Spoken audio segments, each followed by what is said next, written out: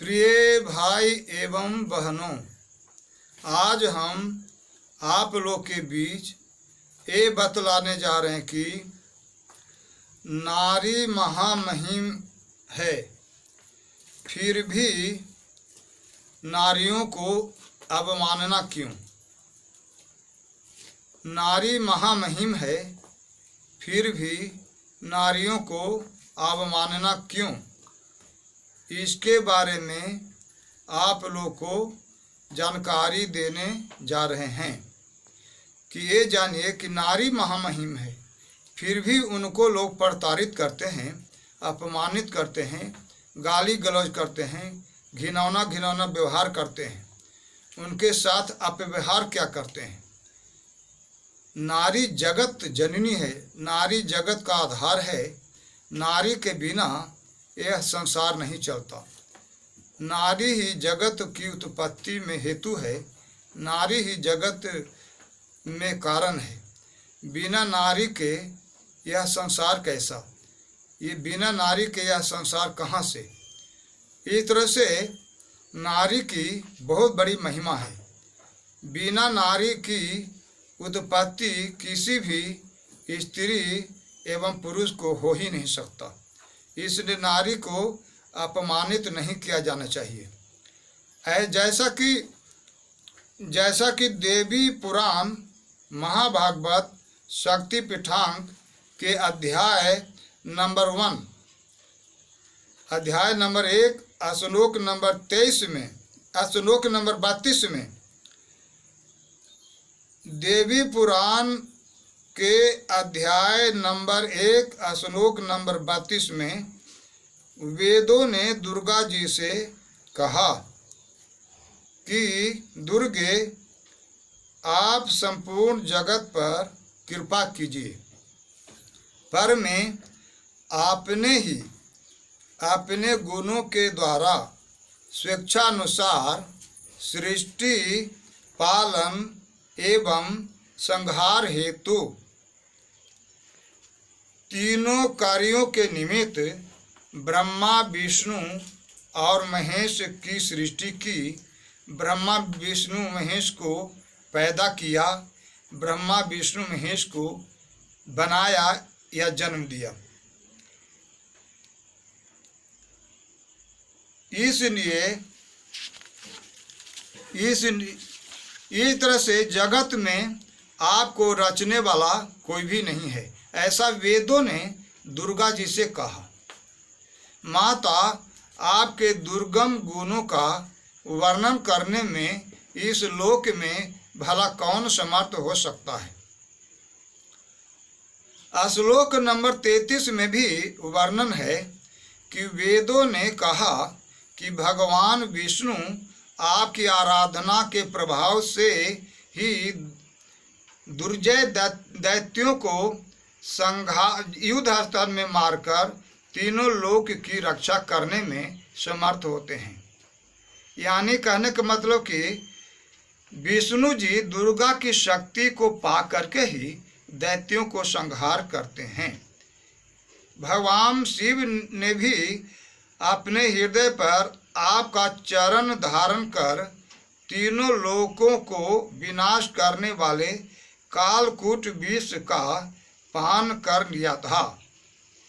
यानी शिव जी ने भी आपकी शक्ति को पाकर ही तीनों लोकों को विनष्ट करने वाले कालकूट विष को ग्रहण कर लिया था। फिर भी आपकी दया से शिव जी को कुछ नहीं कष्ट पहुंचा, शिव जी को कुछ भी नहीं हुआ, शिव जी को तनिक भी क्लेश नहीं हुआ। इस तरह से दुर्गा जी की महिमा गाई जाती है। दुर्गा जी के ही पुत्र हैं त्रिदेव अर्थात ब्रह्मा विष्णु महेश, जो उन्हीं की शक्ति पाकर के ब्रह्मा जी भी सृष्टि करने में समर्थ हैं।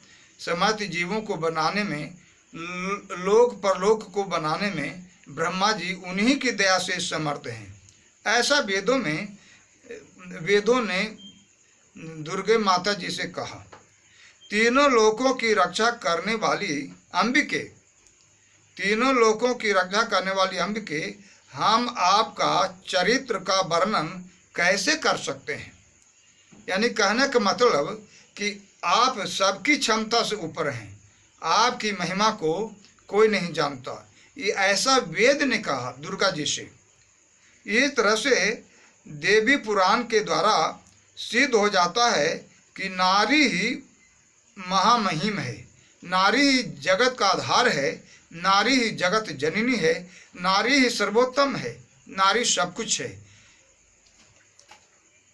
देवी पुराण के द्वारा सिद्ध हो जाता है कि नारी ही महामहिम है। आगे आप लोग को जानकारी हेतु संत कबीर द्वारा रचित बीजक भी नारी को अग्रगण्य बताया है। यानी संत कबीर यानी महात्मा कबीर जी ने भी नारी के लिए बताया है कि वही है जो सृष्टि में कारण है, यानी निर्माण करने में कारण है। लोक परलोकों को मानव, देव, असुर, गंधर्व, यक्ष, किन्नर, जर, जंगम, स्थावर, अंडज, पिंडज जितने प्रकार की योनियां हैं, सबका निर्माण में नारी ही अग्रसर है। हालांकि कबीर जी ने भी ऐसा कहा है कि नारी, जैसा कि उन्होंने लिखा है, कहा है कि इच्छा रूप नारी अवतरी। कबीर जी की वाणी है कि इच्छा रूप नारी अवतरी, तासु नाम गायत्री पड़ी। यानी परमात्मा की इच्छा से, परमात्मा की इच्छा ही नारी का रूप धारण कर लिया। इच्छा रूप नारी अवतरी, परमात्मा की इच्छा ही नारी रूप धारण कर लिया और वह ब्रह्मा विष्णु महेश को उत्पन्न किया। इच्छा रूप नारी अवतरी, तासु नाम गायत्री पड़ी। ब्रह्मा की इच्छा से एक नारी की उत्पत्ति हुई जिसका नाम गायत्री रखा गया, जो गायत्री नाम से सिद्ध हुई, गायत्री नाम से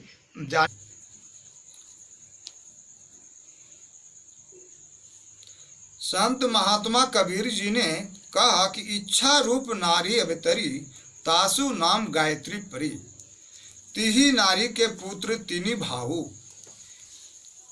ब्रह्मा विष्णु महेश्वर नाऊ।